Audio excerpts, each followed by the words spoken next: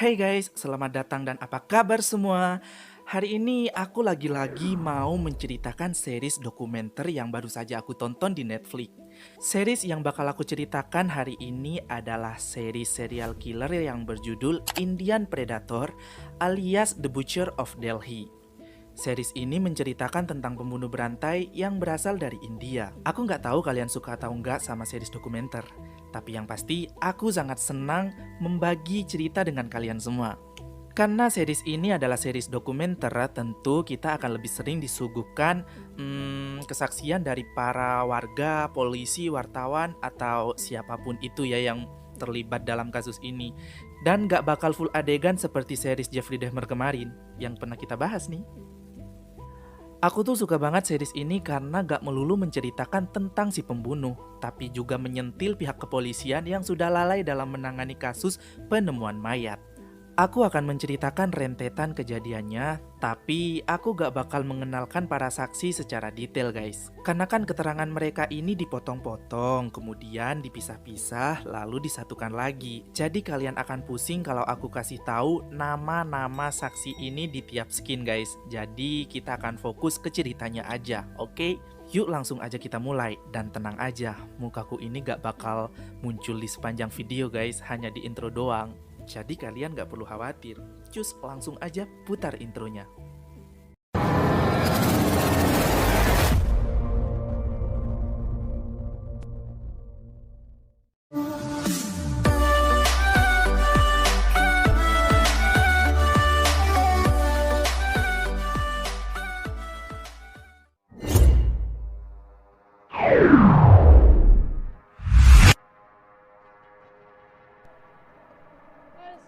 Adegan diawali dari berita televisi yang sangat menggemparkan tentang penemuan jasad tak dikenal tanpa kepala yang dibungkus dengan karung di dekat Taman Rusa Safdarjung Enclave, tepatnya di Connaught Place, Ambedkar Nagar, Delhi.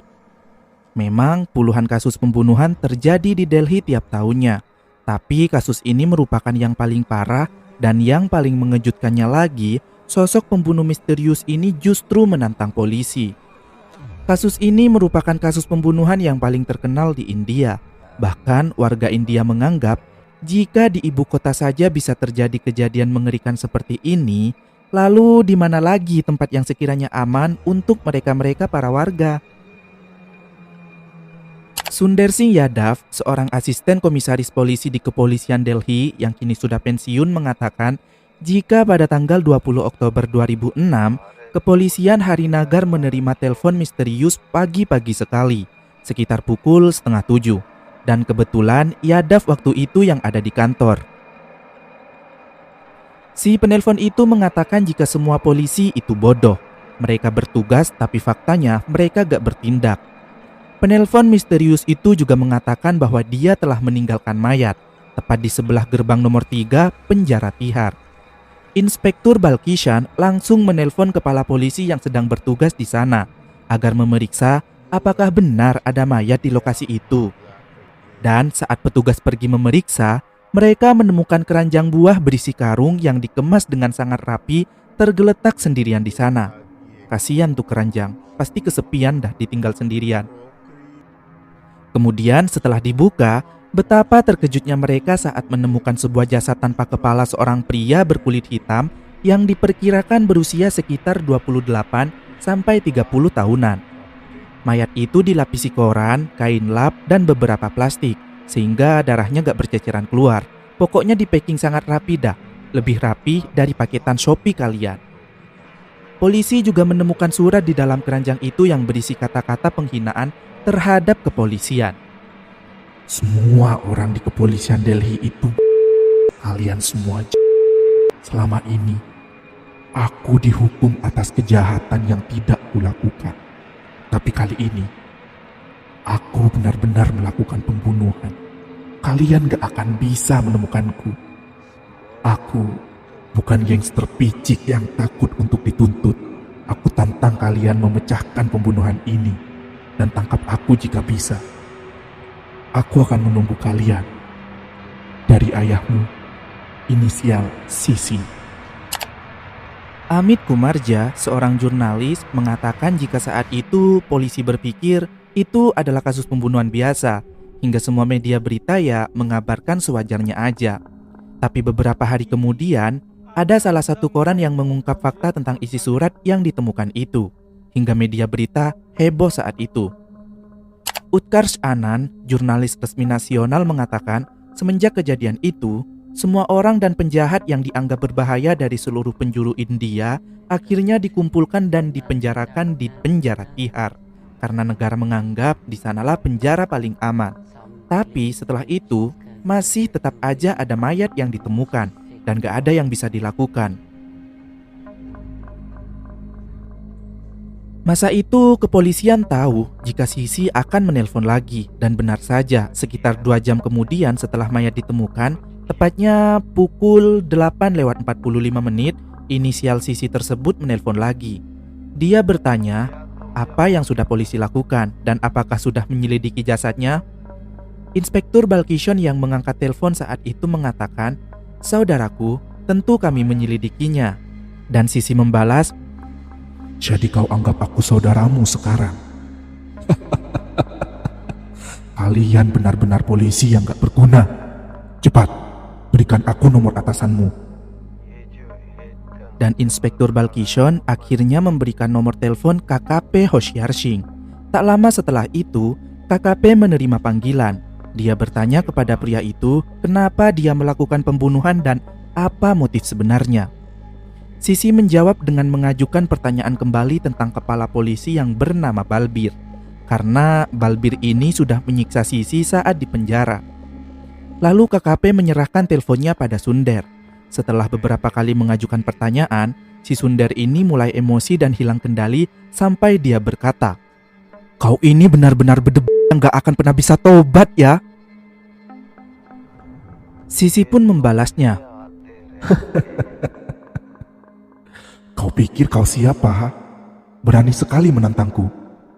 Aku yang harusnya mengancam kalian. Ingat ini baik-baik. Kalian semua akan segera menerima hadiah yang lain dariku. Bisa dibilang Sisi ini cukup berani karena gak mudah membuang mayat di luar penjara Tihar yang terletak di jalan besar. Dan orang yang sudah membocorkan isi surat itu ke koran, mungkin dia ingin semua orang tahu bahwa kasus ini adalah kasus serius yang gak seharusnya ditutup-tutupi oleh polisi. Karena jika tanpa berita di koran itu, kasus ini hanya akan dianggap angin yang lewat. Sebab faktanya, setiap tahun sekitar 40-50 kasus mayat gak dikenal belum bisa dipecahkan oleh kepolisian Delhi hanya karena mayatnya gak bisa diidentifikasi. Dan lambat laun berita kasusnya akan hilang begitu saja. Karena mulai disoroti media, investigasi pun dimulai dengan melacak nomor penelpon itu. Kemudian diketahui jika panggilan pertama berlokasi di Nagal Raya. Lalu panggilan kedua berasal dari Tilak Nagar, di sebuah wartel yang dikelola pria bernama Ram Babu Chaurasia. Polisi mencoba bertanya pada penjaga wartel itu, dan kebetulan hari itu hanya ada satu penelpon saja. Ram menggambarkan orang itu berkulit gelap, tingginya sedang, dan kira-kira usianya sekitar 28 hingga 30 tahunan. Kemudian polisi mencoba membuat sketsa wajah berdasarkan keterangan dari Ram. Sebelumnya, Sisi pernah mengatakan di dalam suratnya jika dia pernah dihukum atas kejahatan yang gak dilakukan. Dan dia juga mengatakan jika dirinya pernah meninggalkan mayat di tahun 2003. Tapi polisi gak bertindak sama sekali masa itu. Polisi kemudian mencoba membuka kembali berkas kasus lama tersebut dan ternyata benar. Pada tanggal 20 November 2003, pernah ada jasad pria tanpa kepala yang ditemukan di gerbang nomor 1 dengan kantong plastik yang terikat tali, tapi karena gak teridentifikasi, kasus itu ditutup dan menjadi kasus yang gak terlacak. Dan untuk yang sekarang, alasan kenapa jasad itu dikirim ke penjara Tihar karena Sisi ini seperti memiliki dendam pribadi terhadap sistem kepolisian yang ada di sana, seperti surat yang dia tulis sebelumnya. Polisi juga mencoba memeriksa informasi tentang Balbir yang namanya pernah disebut oleh Sisi di dalam telepon, di mana ternyata Balbir ini ditugaskan di penjara nomor 3, tempat narapidana yang sudah divonis bersalah. Kini polisi sudah mengantongi beberapa informasi. usia 25-35 tahun, berkulit gelap, dan berasal dari Bihar. Lalu setelah ditelusuri, ada sekitar 35 daftar nama orang yang masuk ke penjara nomor 3 berdasarkan ciri-ciri tersebut. Awalnya, polisi berusaha mencari tahu satu persatu nama orang yang ada di daftar itu. Tapi lama-kelamaan, mereka mulai menganggap itu hanya buang-buang waktu. Mereka lebih mementingkan kasus yang sudah memiliki petunjuk lebih kuat daripada menyelidiki kasus mayat yang gak teridentifikasi. Setengah tahun kemudian, tepatnya pada tanggal 15 April 2007, KKP Hoshiar Singh menelpon Sunder dan mengatakan jika telah ditemukan jasad lagi. Jasadnya diletakkan persis seperti penemuan pertama di gerbang nomor 3 penjara Tihar dengan posisi yang sama persis pula. Tapi kali ini, mayatnya dibungkus dengan sangat erat hingga kepolisian kesusahan membuka talinya. Lalu ada seseorang yang menawarkan diri memutus tali itu menggunakan pisau. Dan lagi-lagi, jasad itu tanpa kepala, tanpa kaki, serta kelaminnya yang dipotong.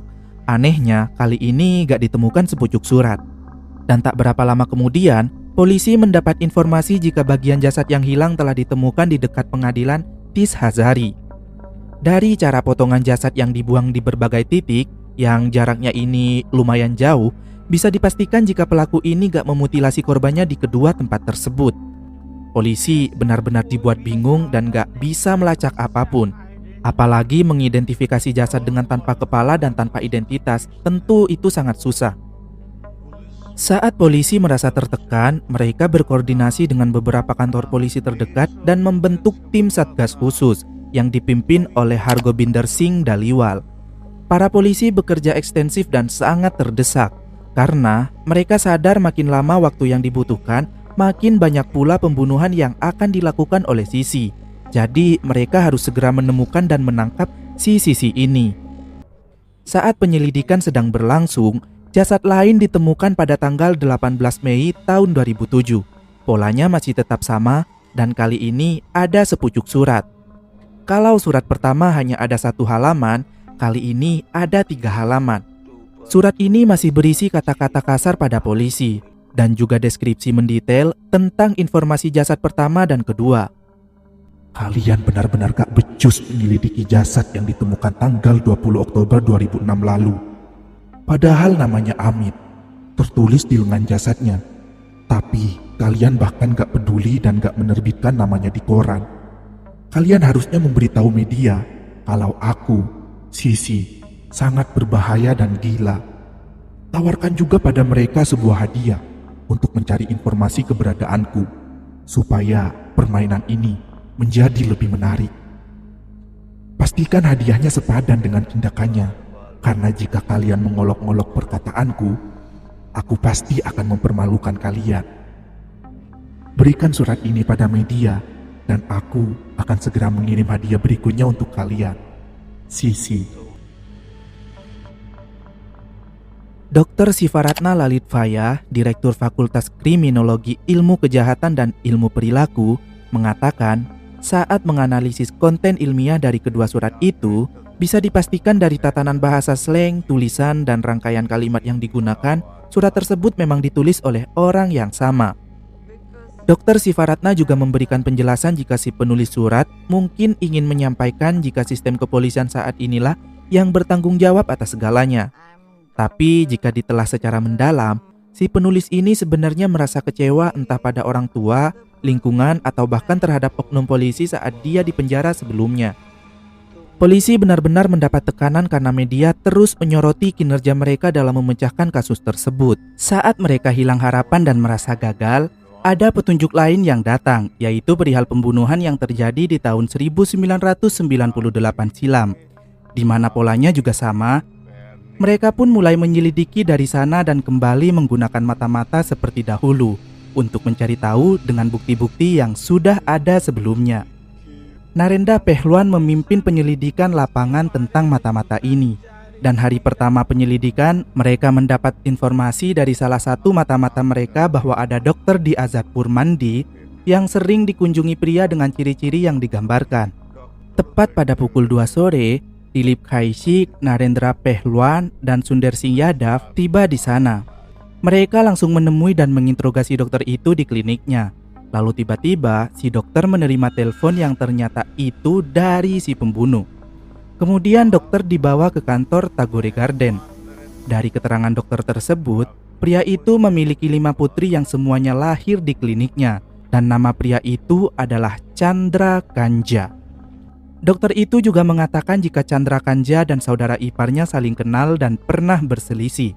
Suatu hari, saat dokter mengetahui Chandra Kanja memiliki catatan kriminal dan juga pembunuhan, dia langsung pergi ke rumahnya untuk menjemput saudara iparnya. Dan beruntung, dokter datang tepat waktu saat Chandra Kanja menodongkan pisau di leher saudara iparnya.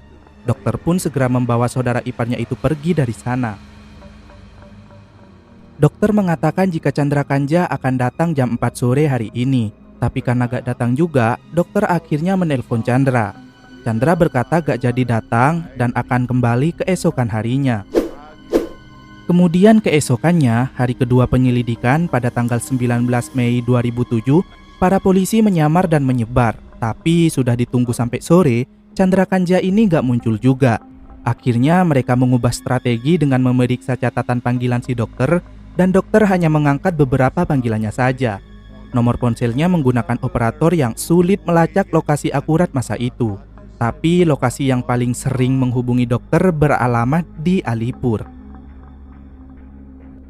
Hari ketiga penyelidikan, 20 Mei tahun 2007, di Alipur, para mata-mata mulai menyebar ke seluruh penjuru dan mencoba bertanya pada warga-warga sekitar secara diam-diam, tapi tetap gak mendapatkan informasi apapun. Saat polisi bingung apa yang akan dilakukan selanjutnya, saudara ipar si dokter yang ditahan polisi, temannya Chandra Kanja yang hampir mau dibunuh itu loh, mulai buka suara. Dia mengatakan Chandra Khan memiliki gerobak yang dilengkapi mesin motor. Dan Sunder segera menelpon Narendra yang bertugas di lapangan agar mencari rumah yang ada gerobak motor di depannya.